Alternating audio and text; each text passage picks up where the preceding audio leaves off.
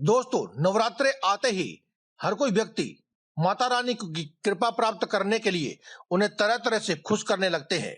माता रानी की कृपा प्राप्त करने के लिए भक्तजनों को चाहिए कि अपने घरों में कलश की स्थापना अवश्य करें। साथ ही माता रानी की चौकी को लगाकर माता रानी की तस्वीर या मूर्ति को रखकर उनकी पूजा अर्चना अवश्य करनी चाहिए। यदि संभव हो तो अखंड ज्योत भी अवश्य जलाएं और प्रतिदिन माँ दुर्गा सप्तशती का पाठ अवश्य करें। सभी भक्त माता रानी की कृपा प्राप्त करने के लिए अलग अलग उपाय करते हैं। माता रानी को प्रसन्न करने के लिए अलग अलग वस्तुएं अर्पित करते हैं। लेकिन दोस्तों, आज की इस वीडियो में हम आपके लिए एक साधारण नहीं बल्कि विशेष उपाय लेकर आए हैं, जिसे करते ही माता रानी तुरंत आपसे प्रसन्न हो जाएगी और माता रानी से आपकी जो भी अपेक्षाएं हैं, जो भी मनोकामनाएं हैं, धन संबंधी समस्याएं हैं, तुरंत कह दें और माता रानी से अपनी सभी मनोकामनाओं को पूर्ण करवा लें। तो दोस्तों, सच्चे हृदय से एक बार कमेंट बॉक्स में लिख दें जय माता दी, जय मां लक्ष्मी। साथ ही वीडियो को पूरा अंत तक देखें और जानें कि क्या है ये उपाय। नमस्कार दोस्तों, आप सभी का स्वागत है आपके अपने YouTube चैनल में। दोस्तों, जैसा कि आप सभी जानते हैं, हर कोई हिंदू व्यक्ति अपने घर में सुबह के समय पूजा पाठ इत्यादि करता ही है। धूप, दीप, अगरबत्ती आदि जलाता है। कोई व्यक्ति शाम के समय तो कोई व्यक्ति सुबह के समय, और बहुत से ऐसे व्यक्ति भी हैं जो दोनों समय पाठ पूजा में विलीन रहते हैं। दोस्तों, जो कोई व्यक्ति अपने इष्ट देवी और देवता को यानी कि अपने पसंदीदा देवी देवता की पूजा आराधना व उनकी सच्ची सेवा करता है, उस व्यक्ति के घर में तो कभी भी कोई समस्या रहती ही नहीं है। स्वतः ही सभी समस्याएं अपने आप ही खत्म हो जाती है। लेकिन दोस्तों, कई बार ऐसा भी होता है कि जब आप पूर्ण निष्ठा भाव से भी पूजा पाठ इत्यादि करते हैं, लेकिन उसके बाद भी आपको फल प्राप्त नहीं होता है। अधिकांश लोगों की इच्छा होती है कि वे मनचाहा धन प्राप्त कर पाएं, लेकिन जब बहुत ज्यादा पूजा पाठ करने के बावजूद भी आपको धन की प्राप्ति ना हो, तो ऐसे में आपको ये समझ लेना चाहिए कि आपसे कोई ना कोई जाने या अनजाने गलती हो रही है। इसके लिए दोस्तों, आज हम आपको एक ऐसा उपाय बताएंगे जिसे आप करेंगे तो आपकी गलतियां निष्क्रिय हो जाएंगी, वह आपको मनचाहा धन या आपका मनोकामना जो भी है वह पूरी हो जाएगी।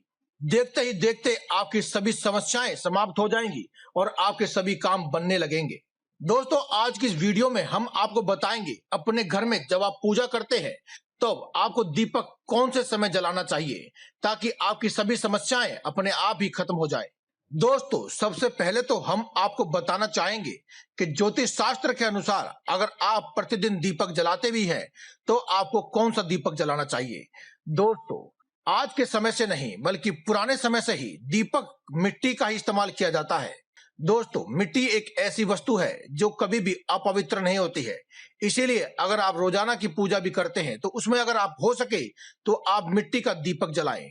अब आप कहेंगे कि प्रतिदिन मिट्टी का दीपक किस प्रकार से जला सकते हैं, क्योंकि मिट्टी का दीपक एक बार जलने के बाद गंदा हो जाता है। तो दोस्तों, आपको बता दें कि यह दीपक गंदा नहीं होता है। आप इस दीपक का इस्तेमाल बार बार कर सकते हैं, लेकिन फिर भी अगर आप इस दीपक का इस्तेमाल नहीं करना चाहते हैं, मिट्टी के दीपकों का आप इस्तेमाल नहीं करना चाहते हैं, तो इसके अलावा ऐसी कौन सी धातु है जिसका दीपक आप जला सकते हैं। दोस्तों, पीतल एक ऐसी धातु है जो कि बहुत ही पवित्र होती है। मिट्टी के दीपक के बाद आप पीतल की धातु से बने हुए दीपक को निष्फिक्र होकर प्रतिदिन अपनी पूजा पाठ में इस्तेमाल कर सकते हैं। दोस्तों, कई ऐसे श्रद्धालु भी हैं जो कि वह ये जानना चाहते हैं कि हमारी मनोकामना शीघ्र पूर्ण हो, इसके लिए हमें कितने दीपक जलाने चाहिए। तो इसका जवाब भी आज हम इसी वीडियो में दे देंगे।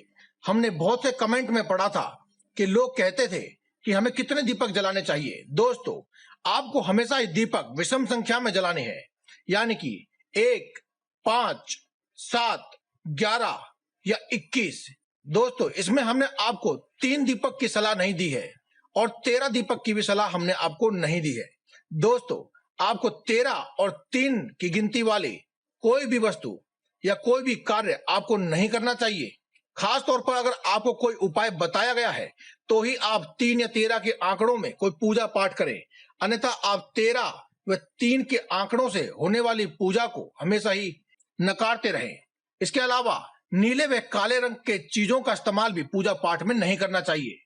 दोस्तों, अब हम आपको बता रहे हैं कि आपको ऐसा कौन सा समय है जिस समय पर आपको दीपक जलाना चाहिए। दोस्तों, घर में दीपक जलाना और पूजा करने का सबसे उत्तम काल होता है प्रभात काल।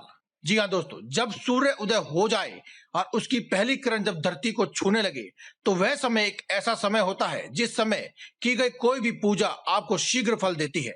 इसीलिए दोस्तों, आपको दीपक भी उसी समय जलाना चाहिए। बहुत से लोग सूर्य देवता को अर्घ देते हैं, यानी कि जल अर्पित करते हैं।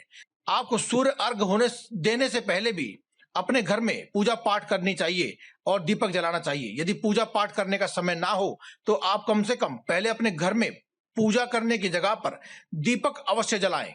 उसके बाद आप सूर्य देवता को अर्घ दें। दोस्तों, सुबह का समय एक ऐसा समय होता है जब प्रत्येक जीव जंतु पर सकारात्मक ऊर्जाओं का प्रभाव होता है। इसीलिए दोस्तों, आपको सुबह के समय बिना कुछ खाए पिए स्नान आदि करने के बाद पूजा पाठ अवश्य करनी चाहिए। अन्यथा आपको दीपक तो अवश्य ही जलाना चाहिए और उसी के बाद आपको सूर्य देवता को अर्घ देना व बाकी अन्य प्रकार की पूजा आदि करनी चाहिए। ऐसा करने से दोस्तों, आपके जो काम बनते बनते बिगड़ जाते थे वह सभी संवरने लगेंगे और देवी देवताओं का सच्चा आशीर्वाद प्राप्त होगा। दोस्तों, ज्योतिष शास्त्र की माने तो केवल ब्रह्म मुहूर्त में की गई पूजा ही नहीं बल्कि ब्रह्म मुहूर्त में किया गया कोई भी कार्य आपके लिए असफल नहीं होता है। इसलिए अगर आपको कोई भी कार्य करना हो और आपको सही समय का ज्ञान ना हो रहा हो तो आप कोई भी कार्य को बिना किसी से पूछे, बिना किसी संकोच के आपको ब्रह्म मुहूर्त में ही कर लेना चाहिए। क्योंकि दोस्तों, ब्रह्म मुहूर्त में किया गया कोई भी कार्य, कोई भी पूजा, कोई भी मांगी हुई मनोकामना कभी विफल नहीं जाती है। तो दोस्तों, आज की इस वीडियो में केवल इतना ही। कल फिर आपसे मुलाकात होगी एक और नई वीडियो के साथ। तब तक के लिए दें इजाजत। धन्यवाद। कमेंट बॉक्स में लिखना ना भूलें। जय बजरंगबली।